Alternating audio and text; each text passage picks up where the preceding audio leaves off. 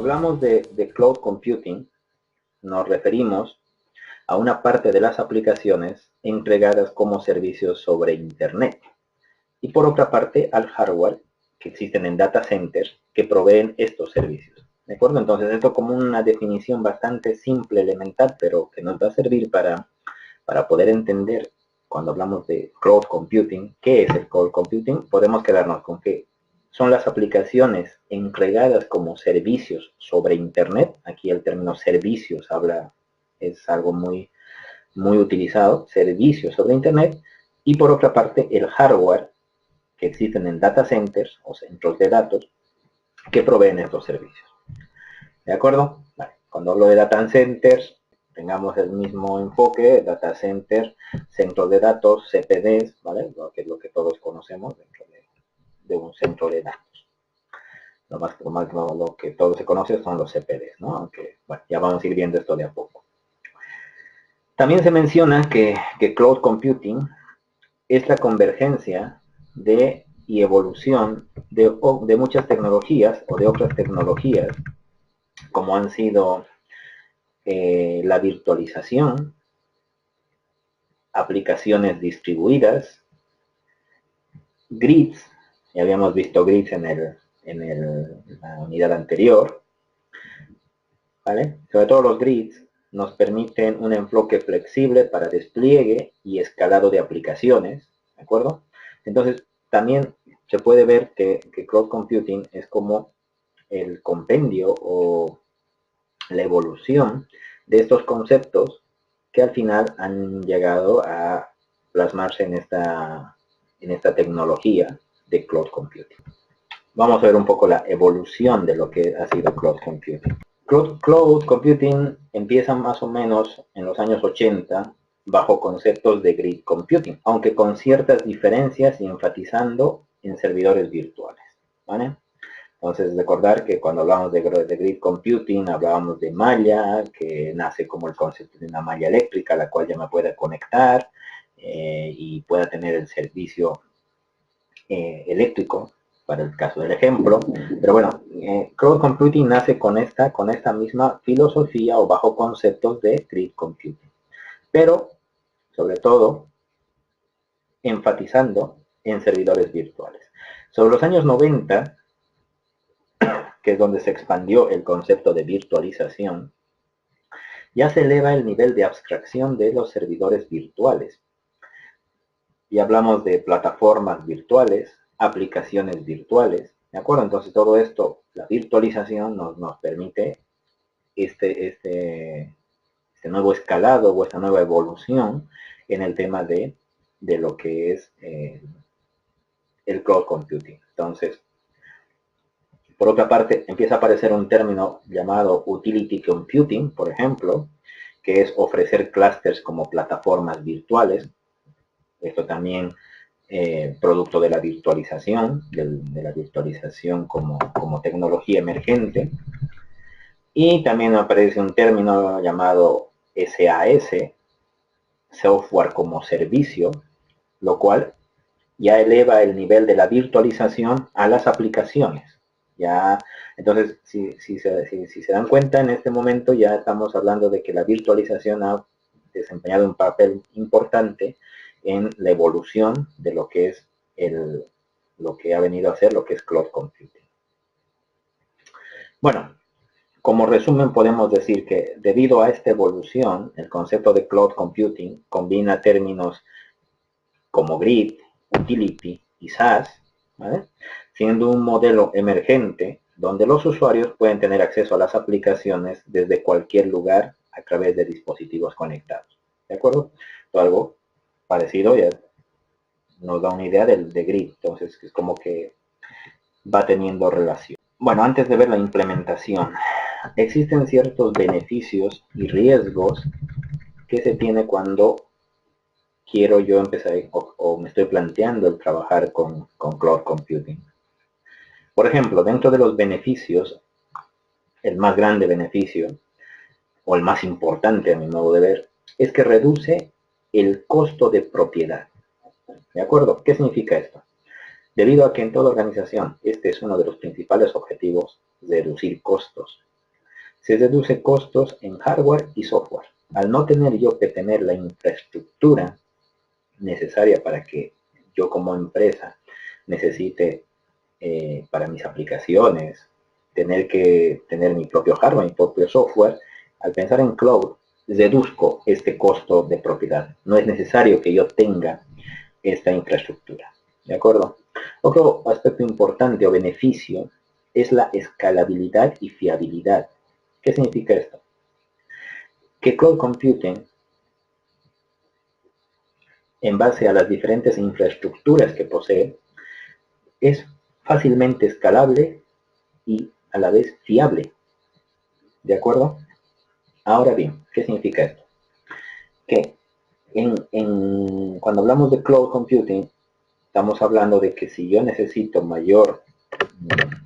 ampliar mi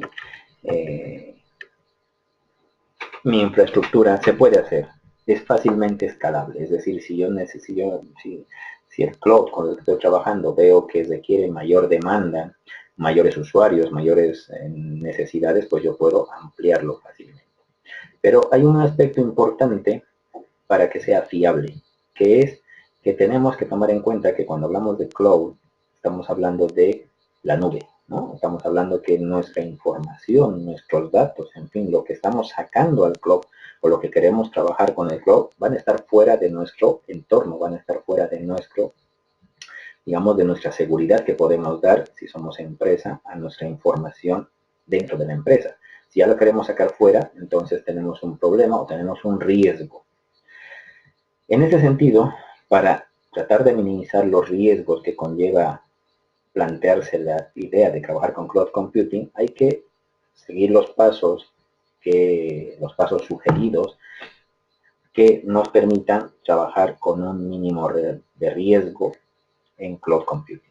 Entre los pasos sugeridos son la disponibilidad, rendimiento, capacidad, en fin, son factores a tomar en cuenta cuando yo quiero trabajar con cloud computing, y hay que hacer un análisis bastante somero para poder minimizar los riesgos que me puede conllevar el pretender trabajar con esta tecnología. ¿De acuerdo? Bien. Vamos a ver. Implementación. Cuando hablamos de cloud computing, ya estamos, podemos ver que cloud computing se puede implementar en 3 escenarios. ¿Vale? Hay 3 escenarios para poder implementar el cloud. Uno es el privado, private cloud, público, public cloud, y el híbrido, ¿no? A mezclar dos. Vamos a ir viendo cada uno. El privado. En este escenario, las compañías o empresas realizan sus operaciones fuera de línea. ¿Qué significa que realizan fuera de línea? Que ejecutan sus aplicaciones fuera, o sea, no tienen propios data centers, los ejecutan en data centers seguros, fuera de su compañía. ¿De acuerdo? Perdón, estoy hablando del private cloud.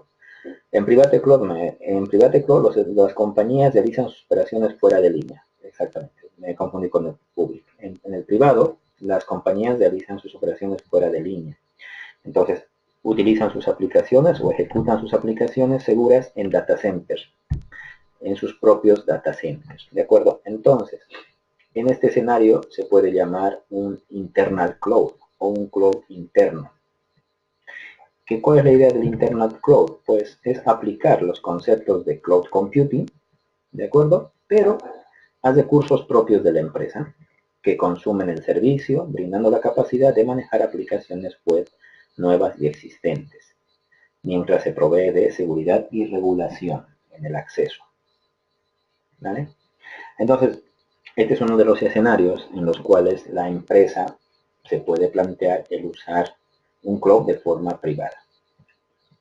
Un ejemplo de ello, a ver, para poner un ejemplo y ejemplificar, es que una empresa que geográficamente tiene sucursales o tiene otro término sucursal o está constituido por regiones, vamos a suponer.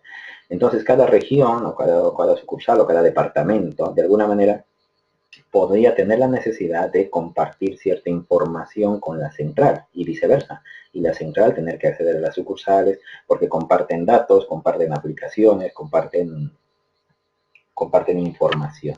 Entonces, en este caso estaríamos pensando y por ende deciden utilizar o formar un cloud privado basándose sobre Internet.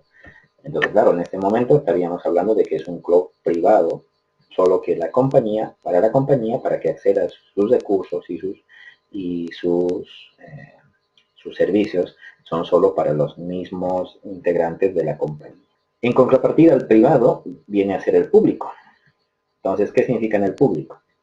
Bueno, una cosa importante en el privado, que habíamos dicho al inicio. ¿Cuál es el concepto de cloud?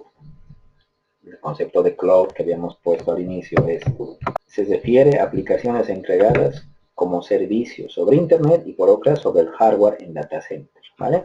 En este caso, el hardware de data centers en el private cloud lo tiene la misma compañía.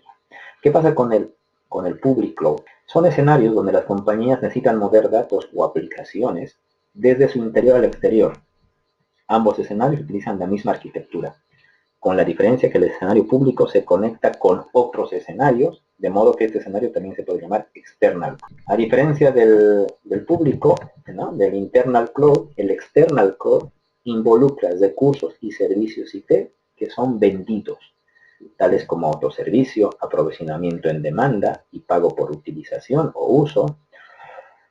Todos estos servicios son accedidos a través de navegadores web o aplicación o a través de APIs, ¿vale? Entonces, ¿qué significa esto? Pues que en los clouds públicos ya son aquellos clouds a los cuales comparten el software como servicio y comparten su hardware como data centers. En este caso, en los public cloud, las compañías pueden querer utilizar un public cloud para poder gestionar sus aplicaciones o sus recursos. En este caso, las compañías no tienen ninguna, reducen sus costos porque no están invirtiendo en ningún data center ni en ninguna infraestructura para que pueda soportarlo, ¿no? Un ejemplo de esto que se me viene a la mente es, por ejemplo, el correo electrónico. Hay muchas compañías que utilizan el correo electrónico como parte de su plataforma o de su componente como compañía que necesitan, pero utilizan un cloud, por ejemplo, Gmail, ¿no? O también Gmail, la gente de Google, la gente de Gmail, ha creado un cloud precisamente para empresas que no quieren tener una infraestructura para el tema de su correo electrónico y lo delegan a Gmail para que ellos corporativamente les den este servicio, ¿no? Es un ejemplo de un cloud externo. Está en la nube, no saben dónde está almacenado, pero les brinda ese servicio como proveedor a las empresas que lo requieran.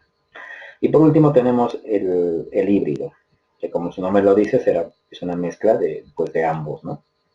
Por una parte está la parte privada, que es decir, que tienen su propia infraestructura, sus propios data centers, comparten entre ellos, entre los componentes de la compañía, siguiendo con el ejemplo, regionalmente separados, pero que a la vez hay una parte pública que también desean compartir o que desean dar un servicio a otras instituciones o a otros clientes que lo requieran como parte de su infraestructura. Pues ese es el híbrido, ¿de acuerdo?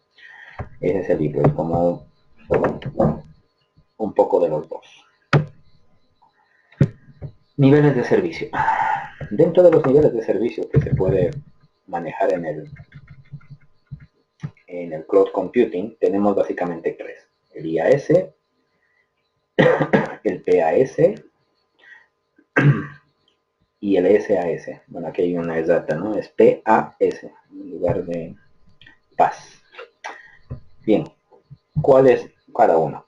El IaaS es entregar tanto software o su traducción, infraestructura como servicio, es entregar tanto hardware como software como un servicio. ¿De acuerdo? En un cloud computing con un nivel de servicio IaaS es entregar tanto hardware como software como un servicio. ¿Qué significa esto? El ejemplo más común para que podamos tener una idea es cuando uno contrata un servicio de hosting, por ejemplo. Entonces, en un servicio de hosting, el proveedor nos va a proporcionar un servidor, tendría que ser la parte del data center, donde voy a alojar mi página web, y por otra parte me proporciona un web server donde voy a alojar mis archivos o mi página web, pero a nivel de software.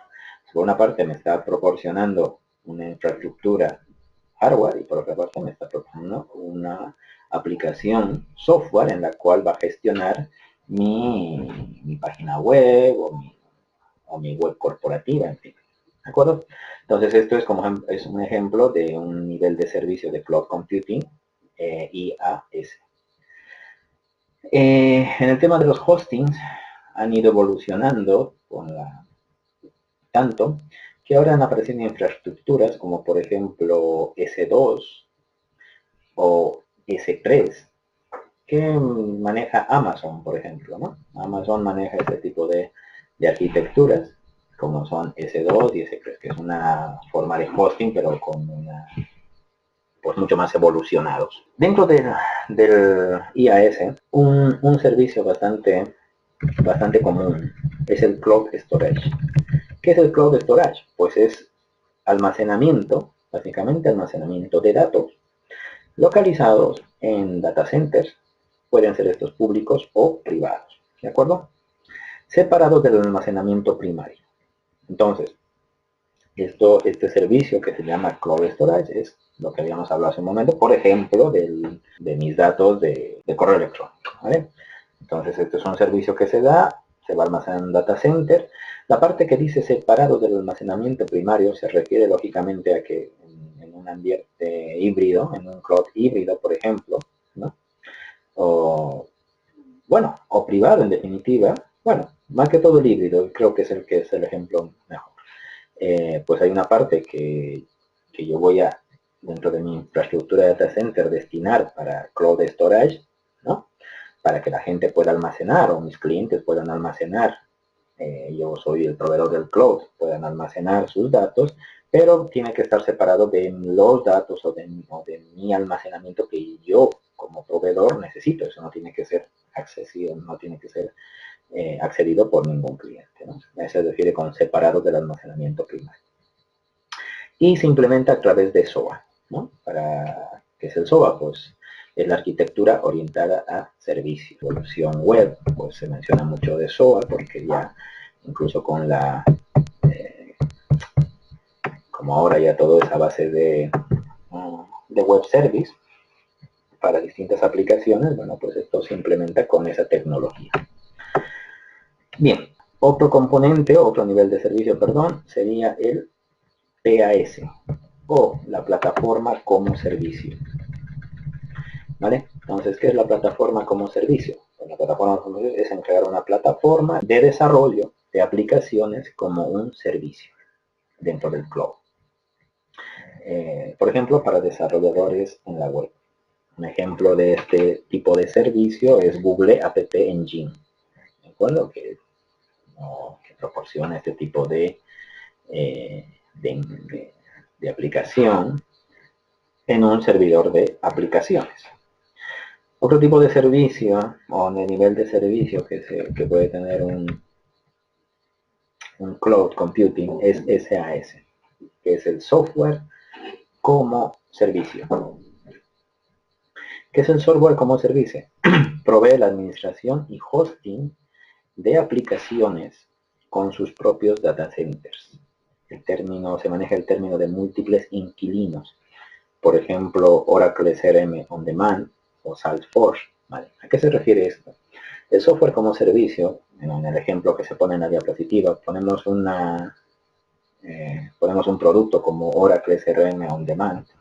Entonces, ¿qué significa esto? Que desde el punto de vista de un proveedor, de un cloud, el proveedor dispone de esta aplicación de Oracle CRM, ¿vale? Que lo que hace es para fidelización de clientes. Entonces, las empresas que desean utilizar este servicio como software o como aplicativo, pues utilizan el cloud para poder tener el acceso a esta aplicación, pero bajo demanda. ¿Qué significa el on demand? Pues significa que obviamente no van a pagar una cantidad excesiva si no tienen los clientes, si no tienen una cantidad de clientes acorde. Es decir, cuanto más clientes vayan adquiriendo la empresa que está contratando, pues obviamente la aplicación le irá dando más recursos, más opciones, en fin, le irá dando más infraestructura y por lo tanto irá pagando, pues tenga un costo mayor, lógicamente. De ahí viene el tema de on demand, ¿no? Sobre demanda. Entonces, aquí podemos ver, por ejemplo, tecnologías similares. hay que tomar en cuenta que hay muchas tecnologías que son similares y al término de cloud, a la terminología de cloud computing. Una de ellas es grid computing, lo que vimos en la unidad anterior, ¿vale? Como dice en la diapositiva, cloud computing comparte la misma visión original de grid computing, ¿de acuerdo? Son sistemas computacionales a gran escala, distribuidos y virtualizados. Es algo importante, virtualizados, algo que se utiliza mucho para cloud, no tanto para grid. Grid habíamos visto, pero bueno, en cloud computing se hace más énfasis en la virtualización. La clave de los grids es la capacidad de escalar, ya sea en expandirse o reducirse. ¿De acuerdo? Principalmente, la evolución de grid computing se debe a los avances en tecnologías de virtualización, que han hecho emerger proveedores de infraestructura y este nuevo enfoque se ha conocido como cloud computing. Entonces, ahí viene un poco la relación de grid computing con cloud computing. ¿De acuerdo? La virtualización, un aspecto importante que ha dado pie a lo que es el cloud computing. Otra tecnología similar a cloud es utility computing. Utility computing se puede definir como el suministro de recursos computacionales, como puede ser el procesamiento y almacenamiento, como un servicio medido, similar a una entidad pública tradicional, como puede ser la electricidad, el agua, el gas natural o el teléfono. Entonces, ¿qué significa esto? Pues que es suministrar recursos computacionales y que se va pagando, o los costos están en función al uso que se le dé. ¿No? Como el nombre lo indica, ¿no? Como la electricidad, por ejemplo. Bueno, pues este es otro término o otra tecnología similar a cloud computing y que existe en el mercado. Y también tenemos otra tecnología similar llamado cloud networking, ¿de acuerdo? Cloud networking es la interconexión de componentes, para satisfacer requerimientos de cloud. Cuando hablamos de interconexión de componentes, nos referimos más que todo a la parte de red, ¿de acuerdo? La infraestructura de cloud networking, es una infraestructura de red requerida para soportar cloud computing. Un ejemplo de proveedor de infraestructura de red para cloud computing es Arista. Es un fabricante de electrónica de red. ¿De acuerdo? Como arquitectura básica de cloud computing, podemos ver en el siguiente gráfico. En arquitectura básica, podemos tener el siguiente gráfico. Como cloud computing se basa sobre o utiliza como medio de comunicación el Internet, la arquitectura básica que se plantea o que se utiliza es muy similar a la arquitectura de red, ¿de acuerdo? A la arquitectura de red que se tiene de forma estándar. Entonces, por lo menos desde un nivel físico hasta el nivel de aplicación. Bien, dentro de las capas que tenemos de cloud computing, tendríamos los recursos físicos, vamos a empezar de abajo hacia arriba, recursos físicos, incluyen elementos como servidores, almacenamiento y red. También tenemos virtualización, incluye infraestructura virtual como un servicio. Tenemos la infraestructura, que es el software de plataforma como un servicio. Tendremos la plataforma, que son componentes de aplicación como servicios. Y por último tenemos las aplicaciones, que incluyen servicios basados en web o software como servicio. ¿Ok? Bueno, esto es una arquitectura básica para poder entender cómo está concebido el cloud computing, ¿no? En qué componentes, qué capas tiene el cloud computing. Eso desde un punto de vista genérico. Sin embargo, al ser cloud computing una tecnología que ha ido evolucionando con Internet, han existido diversas empresas que han ido proporcionando frameworks o han creado frameworks para poder tener una infraestructura o ofrecer una infraestructura para la creación de cloud computing, ¿no? Bueno, entonces, ahora que estamos entrando al tema de infraestructura, decimos lo que repetí hace un momento, ¿eh? La virtualización es la tecnología fundamental habilitadora para la infraestructura como servicio en los nuevos data centers. La capa de administración actúa como el controlador central para hacer eficiente la administración de recursos en todo el ambiente. Bueno, este primer recuadro nos dice que la virtualización es algo fundamental para cualquier infraestructura de cloud computing.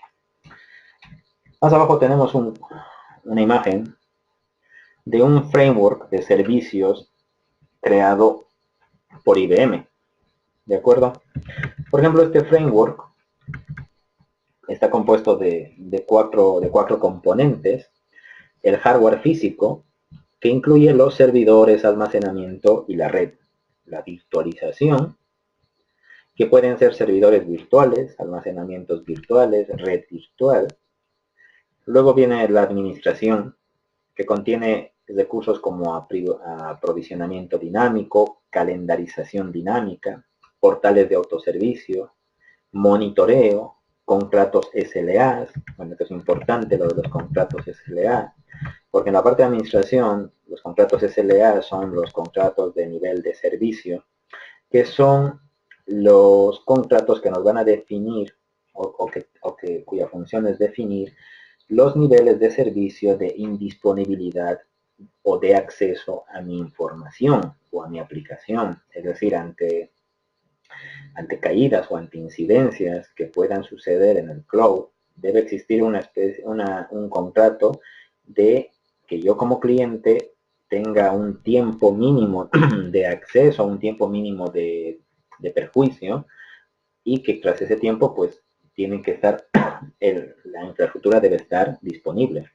Entonces eso se hace en los contratos que son de SLA, ¿no? En esa parte de la administración de la infraestructura creada por IBM es donde lo pone. Y por último están las cargas de trabajo, que ya estamos hablando de las aplicaciones en sí que se puede ejecutar o que va a ofrecer el cloud. Si estamos hablando de PAS, pues será desarrollo de software, clases virtuales, en fin, procesamiento intensivo de datos. En fin, dependiendo en cargas de trabajo ya entraría, dependiendo del tipo de servicio que va a ofrecer el cloud. Bueno, este es un ejemplo de infraestructura que ha dado, o framework que ha creado IBM, ¿no? Existe otro framework llamado CloudSIM, está en el documento, lo menciona, es un framework, por ejemplo, para modelado y simulación de infraestructuras y servicios en cloud. Es otro tipo de framework que también se puede utilizar si uno se plantea la creación de un cloud computing. No de creación, dentro de la infraestructura de lo que es cloud computing, un aspecto importante es la red. La red debe ser capaz de poder soportar el cloud computing. Eso es importante, y para poder soportar el cloud computing debe tener un alto rendimiento. Existen algunas tecnologías o algunos modelos y enfoques que se han utilizado para el tema de cloud computing a nivel de red. Por una parte está SAN, que, bueno, ya también lo vimos cuando hablábamos de clústeres de servidores. SAN, que es Storage Area Network, es un nivel de almacenamiento, ¿de acuerdo?, utilizado para beneficios de virtualización. Bueno, entonces, tiene como finalidad tener acceso a los datos desde la red, comportándose como un nodo de la red. Esta es un poco la definición de lo que es SAN dentro del Cloud Computing, pero con una tecnología SAN nos va a permitir tener un Cloud Computing pues bastante con alto rendimiento, sobre todo por la tecnología que maneja SAN. Otro modelo puede ser NetInt, que es un API que soporta mecanismos de Cloud Computing. Utiliza un enrutamiento objeto a objeto más que de host a host. La tecnología que también se puede utilizar para la comunicación en red en Cloud Computing. También tenemos Cloud Networking. Esto ya lo habíamos visto hace un momento. Es el diseño de red propuesto por Arista, que está construido utilizando una arquitectura de dos capas, una columna y hoja. La idea de este Cloud Networking es mantener el ancho de banda cruzado de manera uniforme. ¿De acuerdo? Bueno, también existe otro modelo, el VBSF, Virtual Business Service Fabric, que puede extender los límites empresariales, tanto geográficos y tecnológicos. Bueno, estos son algunos ejemplos de tecnología o modelos de red que se utilizan dentro de lo que es Cloud Computing. También un aspecto importante de lo que es Cloud Computing es la seguridad, ¿no? La seguridad. Para la seguridad habrá que utilizar cifrado de datos, autentificación, en fin. No voy a ahondar mucho en temas de seguridad porque la seguridad es importante, pero digamos que no es algo diferente de la seguridad que se utiliza dentro de cualquier otra tecnología o cualquier otro sistema. Lo único importante a resaltar es que en Cloud Computing, pues obviamente la seguridad tiene que ser un factor bastante importante a tomar en cuenta y no dejarlo como algo sin importancia. Lo mismo que cuando hablábamos en Grid Computing, para que el usuario pueda ejecutar el job dentro del Grid Computing, debe pasar ciertos niveles de seguridad, de autentificación, de credenciales, en fin, de requisitos para poder usar el Grid. Pues lo mismo se plantea para Cloud Computing. Protocolos de comunicación. A ver, dentro de protocolos de comunicación que se utilizan en Cloud son los que básicamente se utilizan para Internet, ¿no? Protocolos de comunicación utilizados para Internet. Bueno, pero para Cloud, bueno, en Internet, desde un punto de vista bastante, digamos, las aplicaciones sencillas, tendríamos los que se encuentran abajo, ¿no? Protocolos como son HTTP, FTP, TCP/IP, RPS, en fin, esos son los protocolos bastante comunes. También se puede utilizar para Cloud Computing. Pero, sin embargo, existen otros protocolos un poco más elaborados que nos van a permitir una mayor gestión en la comunicación con Cloud Computing. Estos son, por ejemplo, el protocolo REST, ¿vale?, que es un protocolo que define operaciones en recursos y en formatos de datos basados en principios o reglas de arquitectura de red. Los estados y la funcionalidad de la aplicación se representan mediante recursos. Utiliza HTTP para la transferencia de información. Otro protocolo importante es el SOAP, que es un protocolo basado en XML, ¿de acuerdo?, para aplicaciones que envían o reciben mensajes en Internet. Otro protocolo también basado en XML es el WSDL, ¿de acuerdo? Es una especificación también basada en XML, que provee un método para describir características de servicios web, los cuales se menciona el nombre, dirección, protocolo, funciones, parámetros y tipos de datos. También tenemos UDI, ¿de acuerdo?, que es una especificación de registro de negocio que forma una fundación técnica para el soporte de la descripción y descubrimiento de servicios web que otros proveedores brindan. Bueno, cada uno de estos protocolos se puede utilizar dependiendo de lo que se desea implementar o del servicio que se requiere brindar en el cloud que se esté construyendo, ¿vale? Bueno, todos estos son uno de los más usados. Pero claro, estos protocolos, muchos de ellos, además de usarlos que se usan para cloud computing, también son para otras aplicaciones, ¿no? Por ejemplo, ahora mismo la mente SOAP se utiliza mucho para el tema de los web service, ¿no? Pero en fin, esto aquí vamos un poco un pantallazo de protocolos utilizados para, para cloud computing. Bueno, y tendríamos por último una comparación, un cuadro de comparación entre cloud computing y grid computing, ¿vale? He intentado, bueno, poner en este cuadro, desde un punto de vista técnico, las diferencias que se puede encontrar cuando hablamos de grid y cloud computing. Como primera diferencia sería el medio de utilización. Por ejemplo, en grid computing estamos hablando de asignación de múltiples servidores a una sola tarea o trabajo. Cuando hablamos de cloud computing, ya estamos entrando a lo que es la virtualización de servidores. Es un aspecto importante. Cuando hablamos de grid, no necesariamente hablábamos de virtualización. Con cloud sí hablamos ya de virtualización.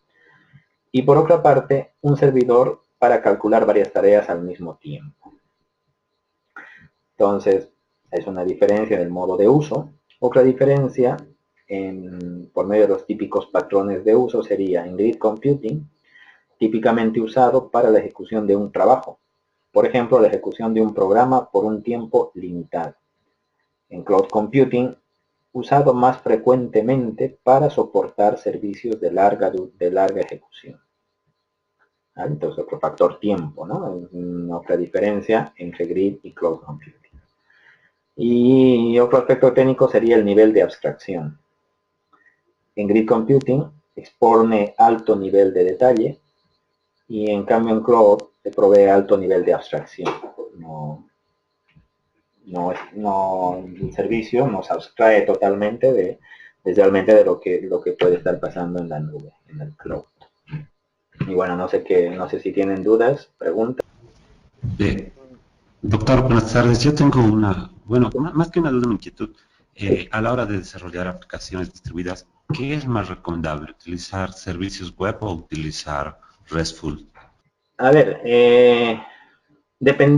como yo siempre, cuando me preguntan de una tecnología a otra, siempre hago hincapié en un poco la experiencia que se tenga con el manejo de uno u otro.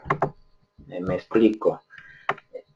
Muchas veces, uno de los fallos que siempre se suele tener es que cuando uno quiere implementar bueno, puede ser cualquiera, no precisamente cloud computing, sino cualquier otra implementación, y no se tiene la experiencia suficiente o no se tiene por lo menos el soporte para poder luego, ante incidencias o ante situaciones imprevistas de fallo del sistema, poder solventarlas con la rapidez que lo amerita.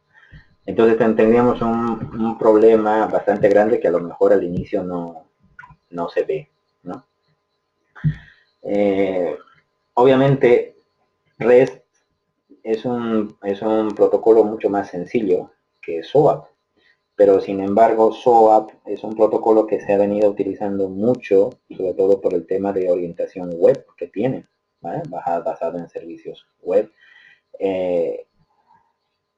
Hoy por hoy, vuelvo a repetir, REST es mucho más sencillo, más fácil, SOAP a lo mejor contiene muchos objetos, es un poco más complicado de entenderlo, pero a tu pregunta, yo te contestaría que cuál es la tecnología que más afinidad tienes. Porque con la tecnología que más afinidad tengas es la que más estable va a estar.